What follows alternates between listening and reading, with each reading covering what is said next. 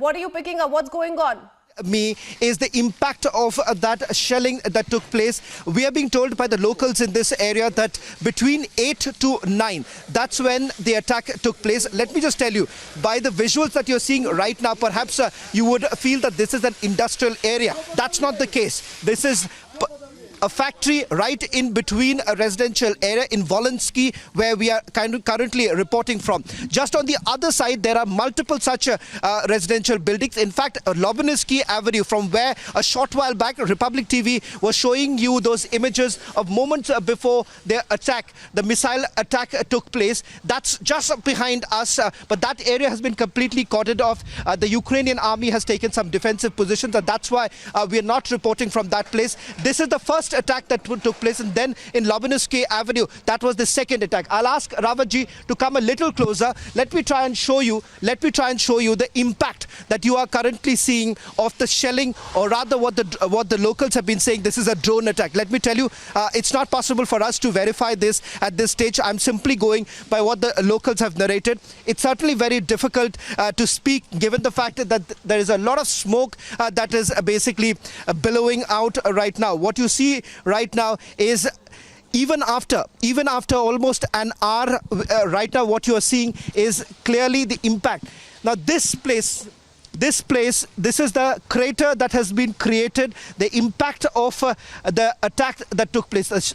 First we were told that this was the shelling that took place, and now locals are saying this was rather a drone attack. This area that you see just behind me, there is smoke still billowing out. We've been here for almost an hour right now, but it's been very, very difficult for the authorities here to control the fire which is just spreading. On the other side, which we are not going to go, because the fire is still raging, and that's the reason why we are going to stay away. But look at this. Look at the damage that has been caused after the attack that took place. A short while back, information also trickled in that right now what is happening is that the motive of the Russian army appears to be to attack residential areas, so that this basically creates some sort of a pressure on the Ukrainian government. Because remember, the kind of messaging that has been done by the Ukrainian government is that they are not willing to surrender. While on the one hand, you've had the Russian president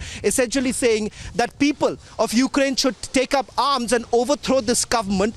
The government, on the other hand, which enjoys a lot of support, they are essentially saying that they are not willing to surrender. And the impact of it is right now. You can see something that's happening on the ground is that this is not perhaps a military base that has come under attack. This is right in the center where this attack actually took place. So for those who believe that these attacks in Ukraine are taking place in military bases, Republic Media Network is showing you the truth, what's really happening. Look at the mangled remains of a car that was basically parked here. We are being told that this is a minivan that's been parked here, and the impact of it, the mangled remains of the car. Clearly, this was a massive shelling that has basically taken place, and that's the reason why the impact of this has been seen in far-reaching areas. If I can also show you, pan around and show you the other building that you currently see. That building, once we step out of, we'll show you the glass panes of this particular building has been completely smashed. They've been completely smashed. That only goes on to show what's really happening on the ground. Let me also tell you that essentially right now, at least in the last 24 to 48 hours, we have seen, starting from Alexandra, from where we reported last. In fact, let me reiterate this. We are the only, look around us, we are the only global channel which has managed to reach right at the spot to understand what's really happening. The motive is to tell you, our viewers, that right now this war is no longer limited to the border areas. This war has entered, this war has reached the capital city of Ukraine. And the fact here is that Ukraine, at least Kiev, is now being surrounded, is being completely surrounded by the Russian troops. The Ukrainian army is essentially trying to stop them. They're trying to slow down the movement of the Russian army. But what is happening is that while the Ukrainian army is engaging in a battle with the Russian army, it appears prima facie from the investigation that has been done so far by the Ukrainian authorities, at least in some of the major areas, some of the residential areas, they are basically trying to attack. This is only trying to cause more pain to the Ukrainian people.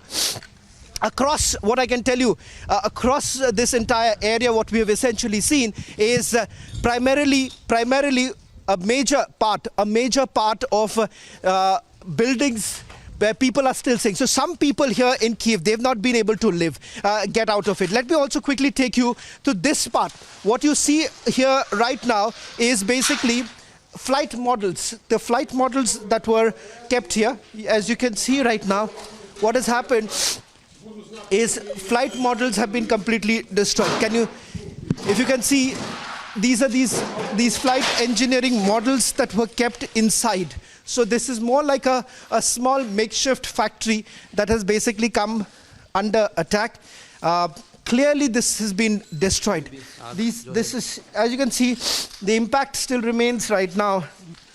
I'm sorry, viewers, it's quite difficult to breathe and perhaps also talk, but we'll try our best to tell you what's really happened. So, as I was telling all of you, the situation right now is only worsening in central Kyiv, where constantly there has been attacks that are taking place. Right now the count, we have also lost the count, if I can tell you this, that at least in most of these areas what's happening is that multiple explosions are taking place, especially at night. The shelling actually increases, so the frequency has been between 4 o'clock in the morning to about 8 o'clock or 9 o'clock. We have seen several such reports of explosions taking place. This area, viewers, is quite it still remains quite critical. I'll tell you why. Because when we were trying to come inside this area, it was getting very difficult because Ukrainian army had taken some positioning. There has been a gun battle that has taken place in some of the areas that are nearby. So clearly things have become very, very volatile at this point in time.